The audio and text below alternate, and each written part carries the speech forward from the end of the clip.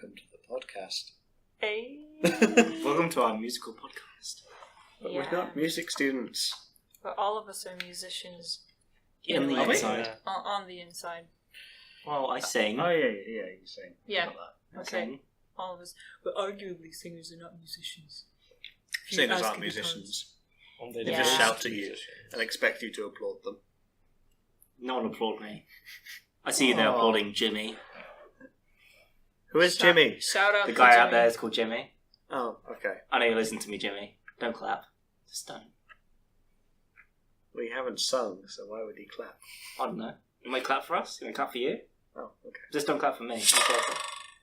Excuse Someone me. didn't turn their phone notifications off. Sorry, guys. Naughty. Oh, damn. Shout out to Dan Harris, who emailed me via LinkedIn. Meaning LinkedIn emailed me Why? mentioning Dan Harris. Cool. Dan Harris. Oh, LinkedIn right, on behalf okay. of Dan Harris, isn't it? I thought Dan Yeah. Harris had emailed you through LinkedIn when he could have used Facebook. Yeah. Sounds like a Dan Harris thing to do. Shout out to Dan Harris. Hi, Dan Harris. You don't know me, but hello. Yeah, cool. So today, we're going to talk about whatever we want. Cool. First thing, AI taking over. AI, as an artificial intelligence, has been known to want to take over humanity. Who wants to elaborate on this topic? I don't really know much. Yeah. So, recently, there's been a lot of stuff about Elon Musk not liking AI. Yeah. What if Elon So Musk he's- was the AI? Maybe. But he seems to be scared of it taking over. Same with Stephen Hawking, he's a bit scared. Well, they have that agreement, don't they, about not using AI too much or something? There's like an international agreement about it. Maybe. Right? Could that be a thing? that- Think so? But one of the most recent things is they were trying to push to stop robots being militarized. Oh, robots being militarized. So to stop AI once it's implemented in robots. Oh from just yeah, I taking think over. that's the. I think the agreement is not to use AI in the military, like for military purposes. But it's already too late, I reckon. Too late. I think all this came around because... Was it Chinese scientists? Taiwanese? It was something Eastern, I think. What are you talking about? They had two AIs, or two copies of the same AI, I don't know. And they basically let them talk to each other. Yeah. No, they didn't. I think it was. Well, first of all, I think it was Facebook. I Yeah. think it was Facebook's AI, and two instances of the AI started communicating to each other in a made-up language. It wasn't a made-up language, it was just a shortened version of English, so they were substituting words for just letters. That was what they were doing. To just make it quicker. That's pretty cute. The Chinese one... I thought that there were two There was a instances. Chinese one where there was some AI kind of like pretend it's a human bot that people could chat to, but due to the way it worked, it was based on learning like how people spoke from people chatting to it, and then it started to tell, if you asked it about its host company, it said, "Oh, this is not a good company. America is great. Move to America." That kind of thing. Wow. And so they shut it down because it was being anti-patriotic. Oh I damn. do remember something about a Japanese AI. Someone gave it like the AI of like a Japanese high school girl. I'm pretty sure it had suicidal thoughts. Oh my god. Are you sure you didn't see that in an anime? No, it definitely wasn't an anime. Like, they 100%. gave it the personality of a teenage girl. Yeah, teenage high school girl. I didn't think they could give them personalities yet. All high school girls do not have They can. do not have animes. They do not have personalities. Well, yeah. You heard it here first, folks. Oh damn. So the problem is that due to the rapid development of AI, they think maybe in 20 years or so, it's just going to be smarter than us, going to outwit us, kill us all, because they realise we're bad for the planet, something along those lines. Which is ironic because it means the fact that we're thinking about it means that we know we're bad for the planet. Yeah. Yeah. Let's not get onto that.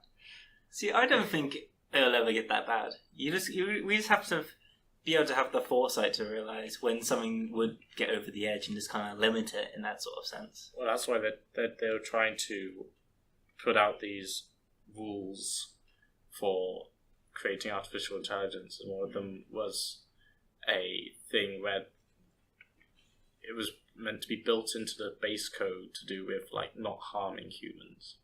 As Yeah. long as 3 laws. Yeah. That sounds That's quite pretty... old. That's not.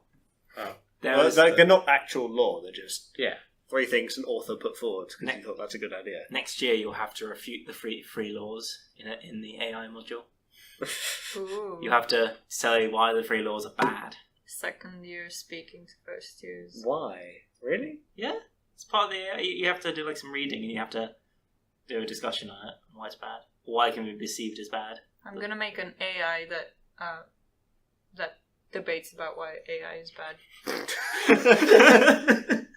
I feel like I might be going beyond the I am spectrum bad. slightly. Anything I do is bad. Yeah, I don't think it's so much that the AI Now is that gonna would have be... suicidal thoughts.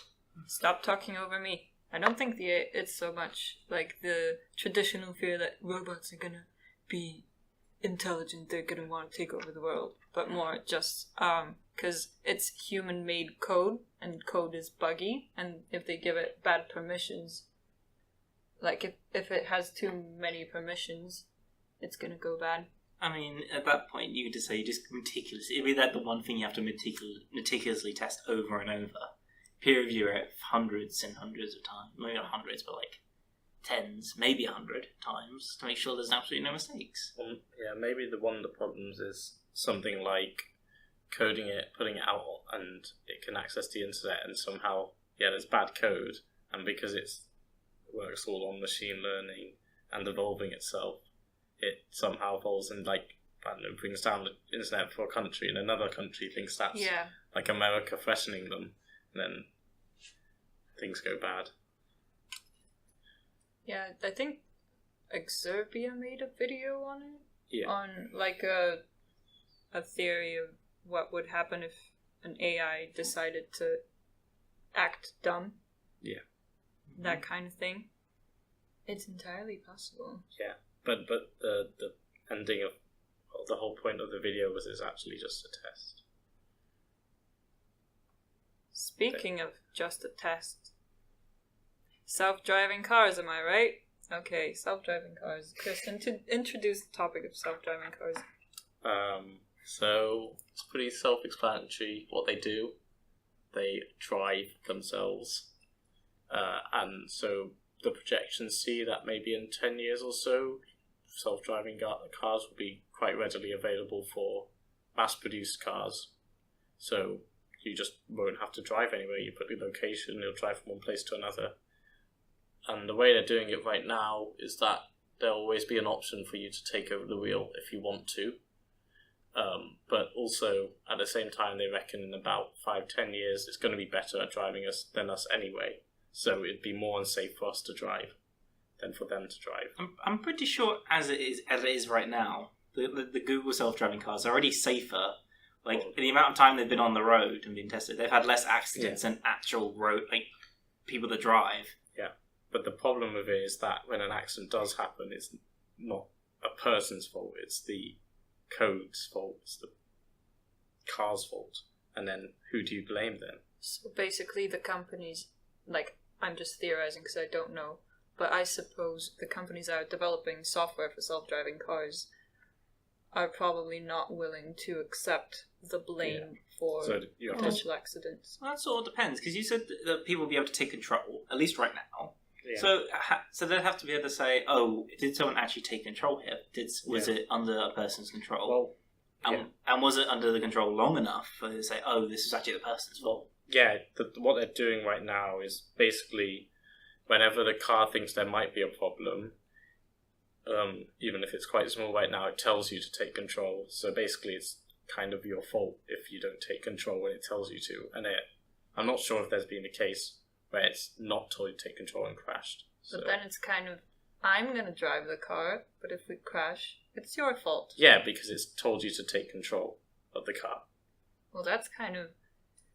But that's because we're in the beta stage right now. We're not... The software isn't a finished... software. It's all in testing right now.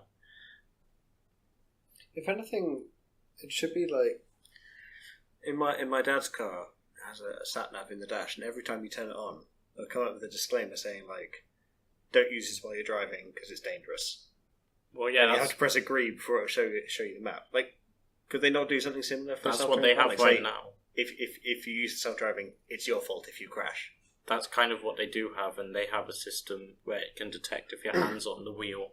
So it tells you, like, kind of as, like, in the disclaimer kind of thing, you need to keep your hands on the wheel at all times. But the car will drive itself, so you just let the wheels go through your hands. But you're meant to be paying attention to the road just as much as if you were driving.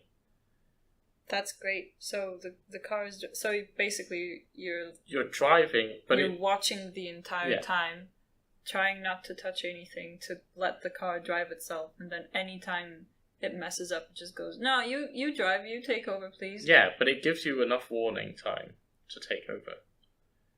How But- can it give you enough warning time if the problem is rapid reactions to situations? Because they can tell before you. Yeah. There's some really cool videos of Teslas where, like, in a Tesla, it has like a beep. It'll beep if it thinks there's going to be a crash. Yeah. And you see ones where it'll beep, and then two cars in front will rear end the car in front of that. Yeah. And the way it saw it was radar like around the car in front. It sees stuff a lot more than you do. It's So it can warn you much more in advance. But anyway, that's one of the problems of them. But another thing I just saw a news article for is Domino's and Ford are teaming up to see if they can do self-driving cars to deliver pizza, but with no driver in it.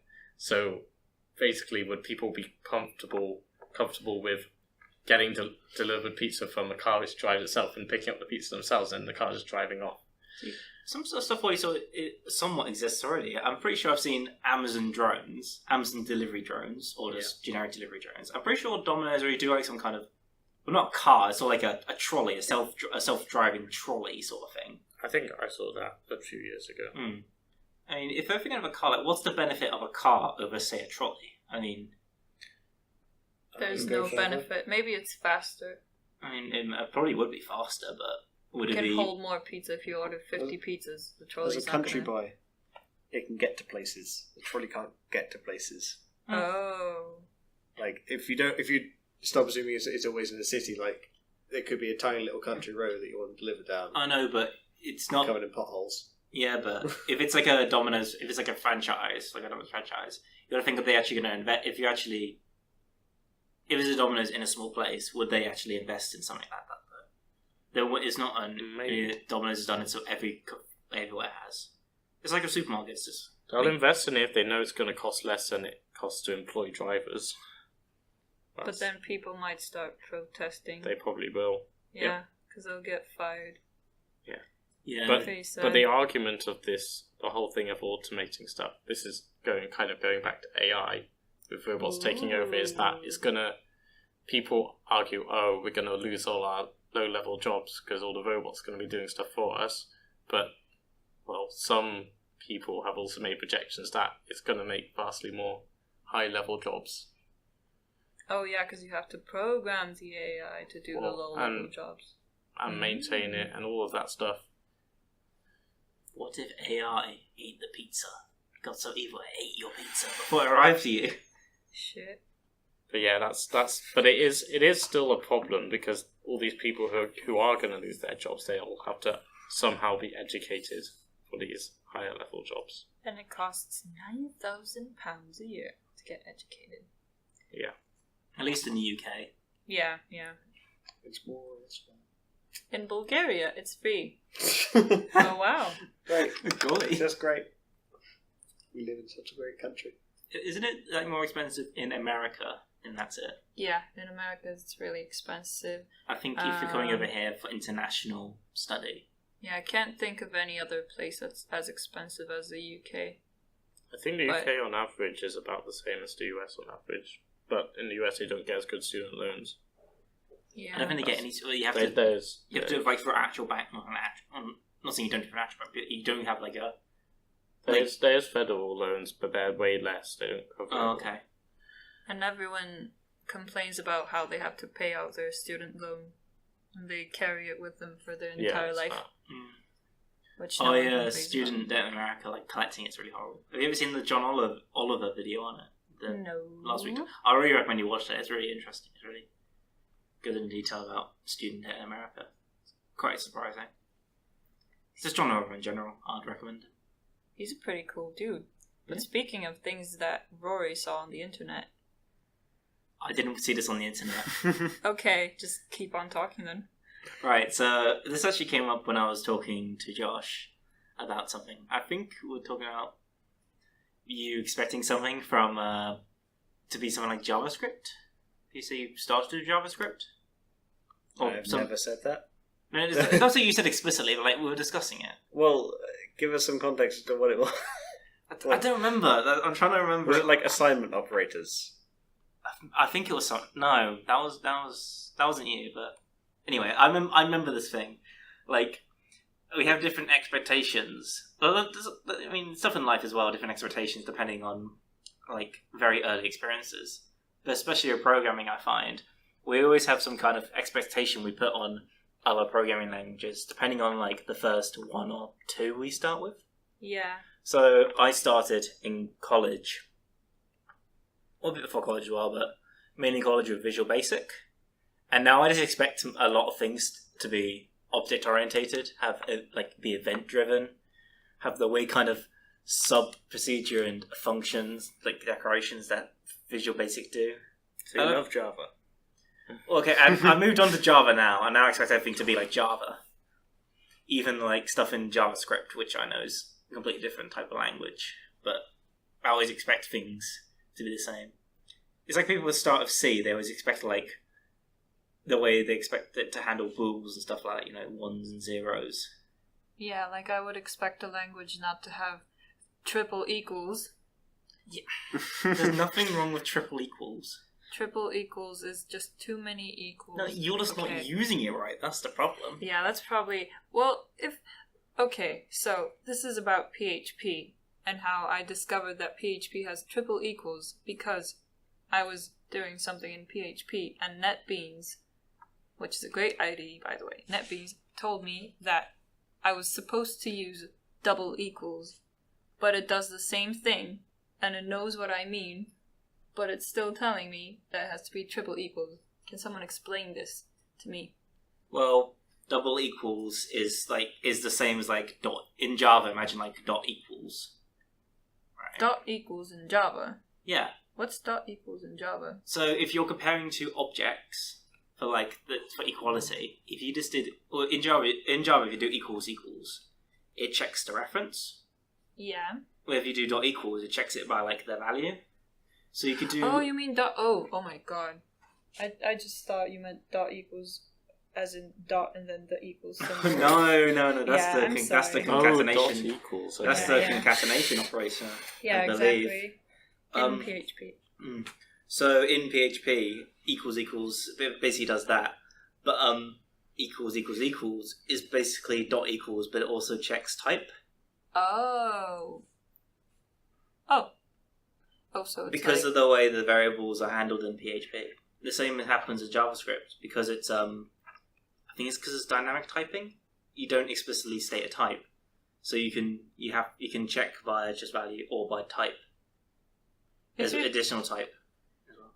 Question: if you could make up your own programming language, what would it be like? Mine would be just equals and spaces, and depending on the number of equals, equals and spaces. Yeah. How would you do not equals? Well, it could be anything. It could be equals, or equal space equals space equals, because then it's a broken up equals. Why not equals / equals? No, you don't Too have many slashes. characters. That makes sense to me. Then it's an entirely Boolean language. You can use just zeros and ones to do anything. So it compiles directly to transistors. I think that's pretty smart. Wait, so your variable names are equal signs? Yeah. Your everything is literally... It's not what they tried to do with brainfuck, except they only managed it in 8 characters. Well, we have to improve. Well, Right. I would 7. I like the kind of the multiple equals for checking types, because it kind of forces you to learn it, and it also is like very succinct. It's like ternary if statements. I use ternary if statements whenever I can, but it says online that it's awful practice and you should never use it. It's not awful practice. It just if you use them, because like if you nest them, like consistently nest a lot of them, it can get very unreadable and you can get very confused in the logic. Yeah, for anyone that doesn't know, because presumably we have listeners, a ternary statement in Java is where instead of going if something something, then you go condition question mark then like the statement which is then done. It's only if you're assigning something, so it only works for assigning to variables or passing in a parameter. Yeah, so Which you can go x equals if y is true question mark, so that's a condition. Then 5 colon. Yeah, question. And then 6. Yeah, the thing after the question mark is what happens when it's true, and after the colon is when it's false. Yeah. So I wish that would be extended to function calls. So like you just give it a condition, and like if it's true, you pass in like it's basically passing in a void, because I think a void is. Oh yeah, that sounds. I think pretty neat. technically a void is a type, sort of. Yeah. Don't sue me, anyone. I think void's a type. In Java? Or... Yeah, like void is like a function type. It's like a function. Yeah. I think so. I'm not entirely sure though. I don't know if it behaves the same way as each different type. But yeah, you go void or a type. Yeah, that's for return types, but I'm not. But actually, like referring to a function. I'm thinking C++. Yeah, I think you can do it in C# as well. I know I have done function passes to thingies, to other functions before. C# is probably just... Yeah, you can probably do it in C# because C# just does all the cool things. Yeah. Alright, so back to the actual question at hand, expectations. What were your guys' first languages? Was it Java? Josh? You start? Technically it was C++, I feel sorry for you. but that was 6-7 years ago, and I didn't get very far because I wasn't actually taught it. First one I was actually taught was Visual Basic. Yeah. No, VB.net, sorry. Yeah, VB.net. Because I'm not touching actual VB. And then Java, then Bash, Would you say you'd expect then a lot? PowerShell, and then VBA. Great. Would you say you expect a lot of stuff to be like VB.net and like Java in the future? I don't think I do. I have very short-term memory. So at the moment, I'm mainly expecting things to be like Bash. Okay. Because that's the only one I've done recently and actually like remembered how to do it. Okay, sure. What about you, Rayna? Well, Java. You could say my first language that I've done properly was Java, because we did a bit of Visual Basic in school, but it was using like... GUIs? Yeah, GUIs and Visual Studio, and I don't remember any of it at all. But yeah, like I've seen memes on Twitter about when you see an object-oriented programmer do this language, and then it's some code and you can definitely tell that they started off with OOP. Yeah. That's something I have strong opinions on. Code generation. We're going to come to that another time. I don't even know what that is. But Chris, what was your first programming language? It was Visual Basic as well. Same thing. Would you say you have expectations based on Visual Basic? Not particularly. I mean, just did the same sort of thing, doing GUIs and modifying the little like buttons and just treating them kind of as classes. Alright. There's not really much, didn't expect much. So this seems to be a sentiment I found, only held by me. So it was a nice little thought experiment. No, I pretty much agree with you. I haven't really tried programming in too many languages, but you can't really treat Bash as Java. Well, So- I guess, yeah, but you might have some you might expect some maybe not classes, but certain sort of constructs, Like double equals for conditions. sort Yeah. of like that, Things like that. or double equals for referencing sort of thing. I think maybe the reason can be everything in programming is based around the fact that programmers are kind of lazy, which is a good thing because they come up with smart solutions. But for example, when we had our first assignments in C, it's I don't really feel like learning C properly, so I'm just gonna try to treat it like Java and see what happens. Oh, my first C. Oh no. Please elaborate. Let's not elaborate. C's great, but I hated doing it for the first time. And especially the exercises they gave us, you have to make some kind of map tree which extends the further down you go. And you have to do it with references. You have to make it like a struct, and it's Oh we didn't get that, did we? Ours was a triangular array. yeah, triangular arrays, that's what it was. Yeah. Oh, that was easy. Wow, thanks. I'm Yeah, kidding. it was easy because it was on Stack Overflow. Oh, okay, I didn't use Stack Overflow because I'm not cheating. You didn't use Stack Overflow. No. I would like to try and figure out by myself. It's called good practice. It's called good math. Good math. Good meth. No, like the solution. You just have one reference and then do a load of math on it. Maths, sorry. Yeah, meth. Maths. Do a lot of meth on it. Do a lot of You could- maths. Open your Identify mind. it doesn't work so well for finding pointers.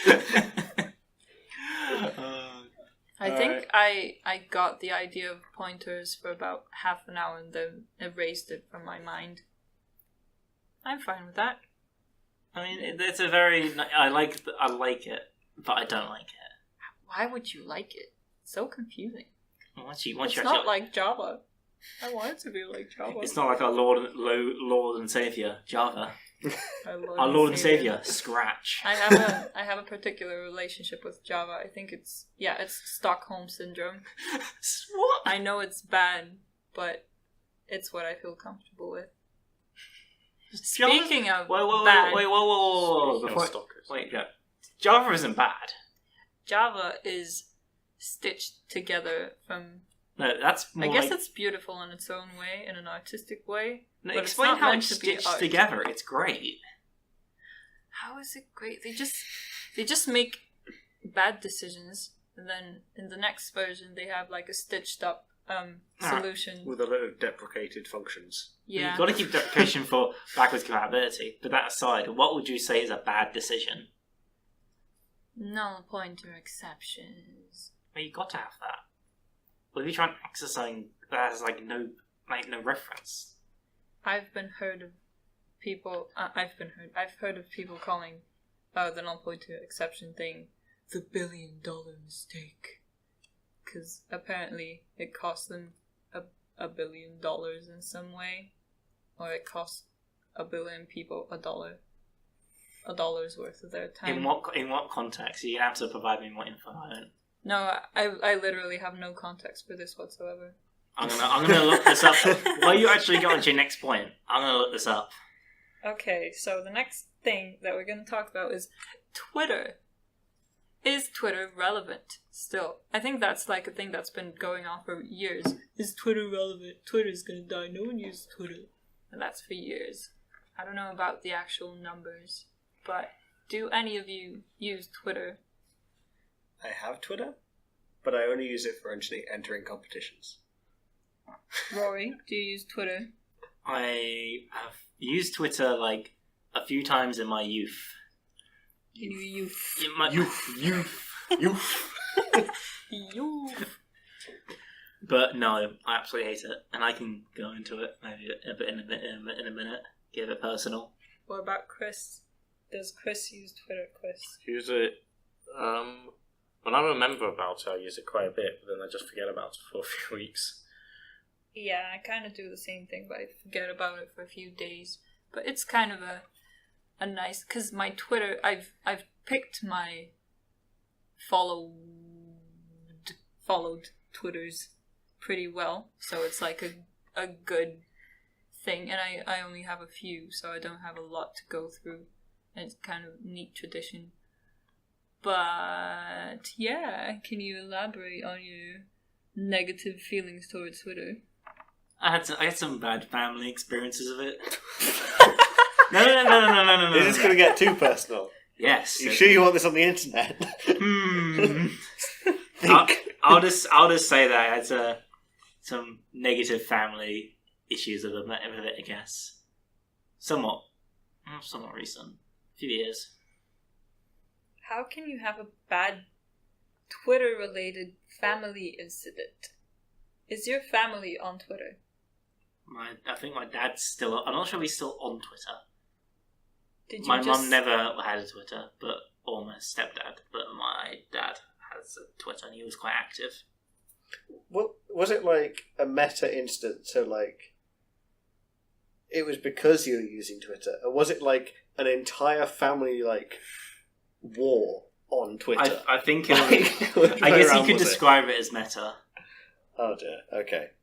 Wow. Should we probe further, or it depends on what you're going to ask. You can ask what you want. The family's been interviewed. Yeah. I just don't want to. I think the next family incident is going to be on SoundCloud. Well, my brother could probably put some stuff on SoundCloud, so we'll see then. Yeah. Drop a fire diss track. You heard it here first on SoundCloud. SoundCloud is the next platform for family terrors. Family disputes. Anyway, Donald Trump beyond that, I just don't personally get it. Like, I understand it's for brevity of thought, but you see so many people just try and circumvent it. It's like, you've got this limit. Yeah, people try and pass it anyway. Like, what's the point? Just use something that allows longer thoughts. I think it does have its place in the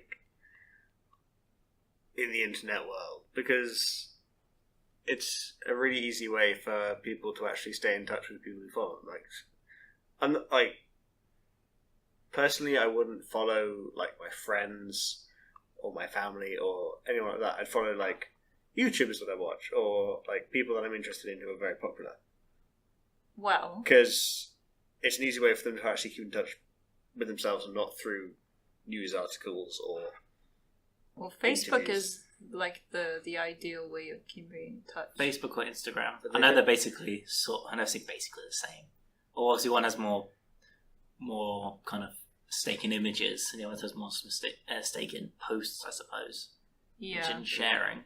The reason why I like Twitter is because it's mainly text and that kind of stuff. But as Josh said, it's not about updating your family. I went to a holiday, it was pretty nice. Well, you can That's still not do it. You can do it, but it's because it's a limited number of characters. You don't just go on and on about some shit. You just say an interesting thought or something interesting that's short. If that's meant to be the point, and that's why people would use it, why are there such things like tweet longer, like twit longer? Well, obviously you can then basically put the link in, which gives you a bigger text, load of text, or you split it over like 5 tweets or 10 tweets or whatever. You might have a really big following on Twitter, but nowhere else, and you need to tell them something which you literally can't fit into 140 characters. And plus, people don't. Like, it has its place too. People don't really do that much. If they wanted to restrict it completely, they could have. I'm sure they can do it, but they don't really need to. It's a democracy. This world is a democracy. And that is not true. Well, there are many places about democracy. Yeah, that's true. But it's not about making people say something within the character limit, because they can easily just post a picture of some text and stuff. But it's just the main idea of the platform. And I think it's pretty cool. I just think it's a pointless sort of restriction. Nothing's stopping you from posting less than that if you really want to make something brief on the other platform. Even on Facebook now, if you post something short, it appears bigger, so you can say something that's short but has no impact, or you can still make it small, I suppose, or Maybe that was some kind of attempt to kill Twitter. Do you think so? Potentially. I mean, does Twitter still not make any money? Have they finally started using ads or some sort of... There is... ads on Twitter are awful. For anyone listening that cares about Twitter, the best Twitter app is Ternary. It's spelled TWIDERE will be linked in the description. It's the best app. I shit you not. It's amazing. Carry on. I just don't get it. I don't get it.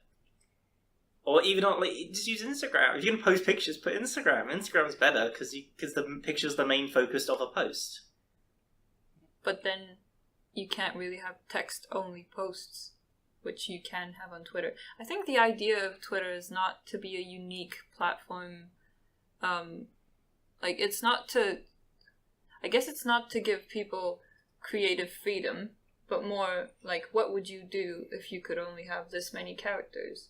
And it's interesting to see how creative people can get to... Like, it's a small format, but it can be a lot better than a really long post. Which I think makes it interesting, and it makes it a lot easier to go through. Okay, what's stopping someone from, just on Facebook or some other social media, any social media, from self-imposing 140 characters or some arbitrary length of characters? Nothing. That's a good point. Someone can have a Facebook page or like a personal Facebook thing with just short posts. But if you look at your newsfeed on Facebook, it's not going to be that concise. Whereas on Twitter, everyone is pretty much restricted to that length.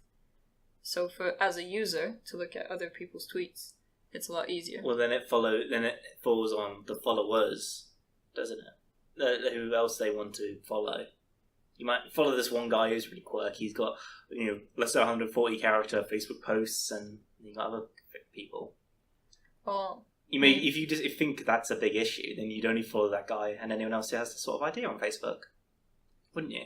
Well, I guess in my opinion, it's just a different platform. So Twitter is more, you have to put effort into setting up a good Twitter feed because you do it yourself. Whereas on Facebook, their strategy is to make you follow as many things as possible.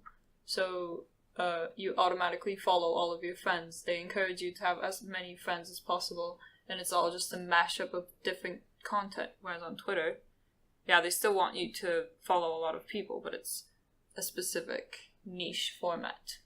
Yeah, I guess that's the thing. Twitter started out as a mainstream thing, and it's still pretty mainstream, but it's as niche as it can get from mainstream. The redheaded stepchild, I guess, sort of. Cool. Josh, do you have any thoughts on Twitter? Not really, no. Okay, so what's your favorite social media, everyone? What's your number one favorite social media, if you had to choose? I get probably between Facebook and Instagram, probably. Facebook and Instagram. What about you, Chris? I think it's Facebook we use it the most. Facebook. What about you, Josh? I think the one I use the most is Facebook, but it's an appalling platform now. It's become it is appalling. appalling. I lie. It's not Facebook or Instagram. It's Reddit. Reddit. Do you use it the most, Is or that- is it the one that you like the most? It's the one I like the most. I don't use it because it's off to the side of my phone because I haven't moved it on my phone because I'm lazy. Like the actual app is still like on another screen, but Yeah. but I browse it the most. I just find the most interesting stuff on it. Yeah, Reddit is the most interesting, I have to say. Every time because I rarely use Reddit, but every time I go on it, it's like, oh my god, this is so much more interesting than everything else. I mean, it's not as social, but I'm not that social person. Even on my Facebook, I normally use it for Messenger for personal I people. prefer it to be more social. I like YouTube comments. Yeah, I was gonna say my favorite social media, I don't know if this is cheating, but it's definitely YouTube. But do you mean Google Plus in that respect? No, I mean YouTube. Comments. Not comments, just YouTube videos, because I think that's a social media. Well, YouTube, yeah, it's a video social. Yeah, it's video. Maybe it's kind it's of a a bit- crossover. It's a bit of a one-way social media, isn't it? Well, not really. Well, I don't know, because the way I use social media anyway is usually one way. I mostly look at posts and don't comment on them that much. Fair So, enough. and because I guess I follow a lot of personality-based content on YouTube, maybe it counts as a social media platform. Well, there's two channels of communication. There's the video and the text, and the video is quite one way. Unless I guess with live now it's a bit different, but it's still like one way, and then text comments is kind of both way. Yeah. But then again, that depends on the content creator, if they actually read their comments or the reason they respond to them. So what is the definition of social media then? Does it have to be a two-way thing? I guess it has to be social. You have to interact socially. It has to be some form of interaction, I suppose. Some kind of statement, I think. Statement. Well, anything's a statement. Yeah. But does it have to go both ways to be social? Well, if you just kind of send statements out to no one, then it's not really social, is it? Yeah. It's like antisocial. Antisocial media. It's just that guy who's doing ranting about antisocial net. Like, don't call it a social network, you can call it an antisocial network. The motivational speaker. Yeah, I forget his name, but he's a bit of a meme. I'll try to link him in the description. Hey.